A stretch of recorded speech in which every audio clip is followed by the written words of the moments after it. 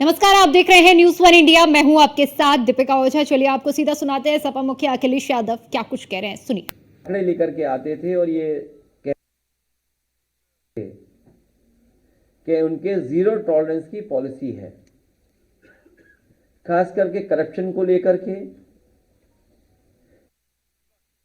Zero tolerance की बात करना। सपा मुखिया अखिलेश यादव प्रेस कॉन्फ्रेंस कर रहे हैं और साथ ही साथ उनकी ओर से तमाम बातों का जिक्र भी किया जा रहा है। प्रेस कॉन्फ्रेंस को संबोधित कर रहे हैं अखिलेश यादव।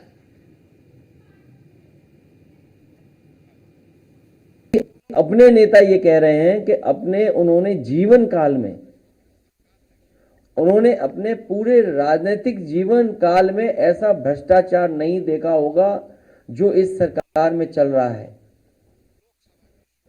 और एक बार इसी प्रेस कॉन्फ्रेंस में जब हम और आप लोग बैठे थे तो जो प्रेस में छपा था उसी का जिक्र करके मैंने कहा था कि मुख्यमंत्री खुद स्वीकार कर रहे हैं कि कई विभागों में बड़े पैमाने पर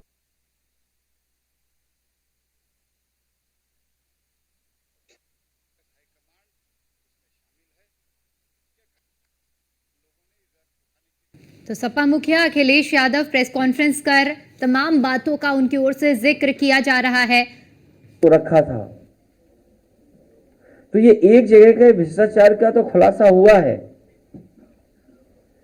उत्तर प्रदेश के न जाने किस किस कोने में कितने बड़े पैमाने पर भ्रष्टाचार चल रहा है। और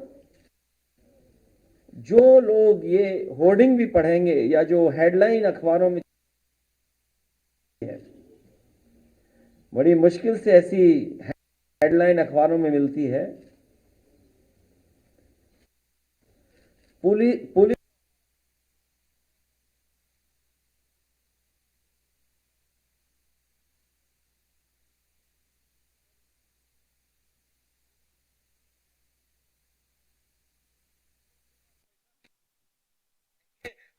कोने कोने में भ्रष्टाचार है और साथ ही साथ इस सरकार में भ्रष्टाचार है। ये तमाम बड़ी बातों का जिक्र उनकी ओर से इस प्रेस कॉन्फ्रेंस में किया जा रहा है। उनका कहना है कि कई विभागों में बड़े पैमाने पर भ्रष्टाचार हो रहा है। प्रधान सांसद जी के क्षेत्र में पता करिए क्या रहा। क्या ये बात नहीं निकली कि पुलिस क्या कर रही थी? वसूली। और ये जो इनकाउंटर का जो डर दिखाते हैं, हमने और आपने कई बार सोशल मीडिया पे वो वीडियोस देखे हैं जहां पर पुलिस रेट तय कर रही थी कि टांग पे गोली मारी जाएगी तो इतना पैसा देना पड़ेगा। और फिर हम लोगों ने वो भी देखा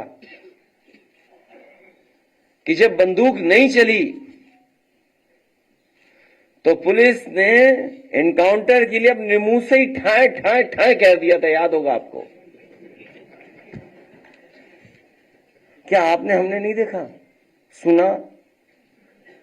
और मुझे याद है नोएडा का पहला फेक इनकाउंटर हुआ था। एक इंस्पेक्टर जिम का जो लौट रहा था, पुलिस ने उस पे गोली चलाई थी। वो आज विकलांग है, वो चल नहीं सकता। अगर सरकार उसी समय न्याय दे देती जब हम लोगों ने सवाल उठाया था, तो आज ये उत्तर प्रदेश की स्थिति नहीं बनती। और ये एक घटना नहीं है करप्शन की, हमने आपने लाइव देखी है चीजें। और ये झांसी के हमारे जिलाध्यक्ष बैठे यहां पर, एक नौजवान कुछ पैसे को लेन देन था पुलिस इंस्पेक्टर के साथ। वो रात में उसको पकड़ करके लेकर के उसकी हत्या की थी, इनकाउंटर किया था उसका फर्जी। एफआईआर नहीं लिखी जा रही थी, कोर्ट ने एफआईआर लिखी। और अखबारों के माध्यम से मैंने पढ़ा था, उसकी परिवार के सदस्यों ने, खासकर उसकी पत्नी ने कहा था कि अगर मुझे न्याय नहीं मिला तो मैं आत्महत्या कर लूंगी। दुख है इस बात का कि उस परिवार को ये सरकार न्याय नहीं दिला पाई, उसकी पत्नी ने आत्महत्या की। मैं कितनी कहानी बताऊं आपको। लखनऊ में भी एक हत्या हुई है, सरनेनगर इलाके में। कौन बचा रहा है, सोचो आप। सरकार में बैठे लोग, खासम खास लोग जिनके पास पैसा है, जिनके पास संपर्क है, उस हत्या का खुलासा नहीं होने दे रहे हैं, और जो दोषी हैं उनको नहीं पकड़ने दे रहे हैं। वो लोग बीजेपी के लोग हैं शामिल। मेरे में पूरी फाइल है कि जहां बीजेपी के लोग ही कानून व्यवस्था को बिगाड़ रहे हैं। तो कितनी कहानी बताऊं, ये तो कुछ जगह की कहानी है। और आप याद कीजिए, आईपीएस कितने दिन फरार रहा। कानपुर में जो दंगा हुआ था, मैं आपके सामने कह रहा हूं, कभी न कभी जांच होगी, उसकी दोबारा जांच होगी।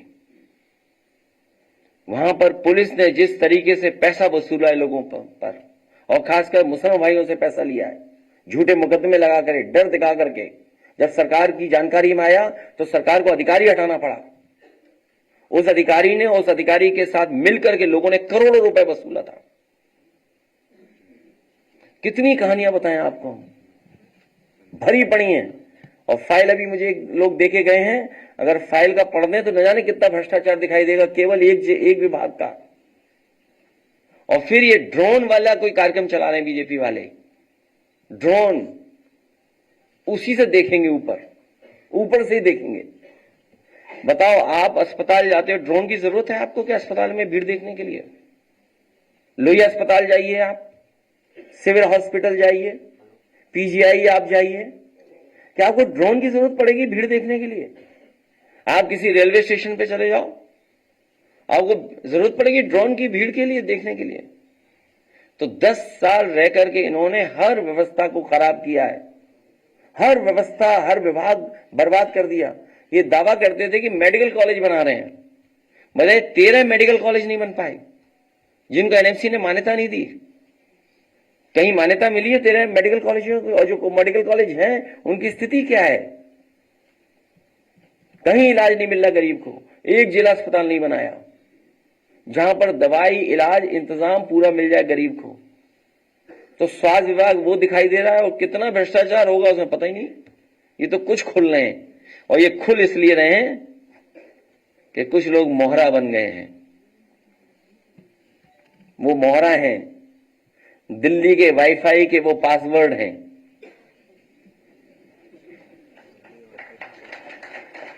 ये नई तरह की टेक्नोलॉजी, तो टेक्नोलॉजी के हिसाब से बोलना पड़ रहा है। आप समझ गए हो कौन मोहरा है? सुनने में आया कि मौर्य जी मोहरा हैं, दिल्ली के वाईफाई के पासवर्ड हैं। अगर दिल्ली वाले किसी से मिलते हैं तो लखनऊ वाले भी मिल रहे हैं किसी से। तो बताओ, सरकार चलेगी ऐसे? क्या सरकार चलेगी बताओ? और जिन्होंने बिगाड़ा है सब कुछ, क्या वो लोग ठीक करेंगे? और सबसे गंभीर सवाल मैं आपके सामने रखता हूं। मुझे याद है कि इस प्रदेश के गवर्नर थे, हमें चिट्ठी लिखते थे और अखबार में सरकार को, समाजवादियों को बदनाम करने के लिए जातिवादी का आरोप लगाते थे। बताओ, कोई है कहीं कोई जो गिनती करे कौन कहां बैठा है? बताओ, मुख्यमंत्री जी कौन है, मुख्य सचिव कौन है, प्रमुख सचिव कौन है गृह, और विभाग में कौन कौन कहां बैठा है?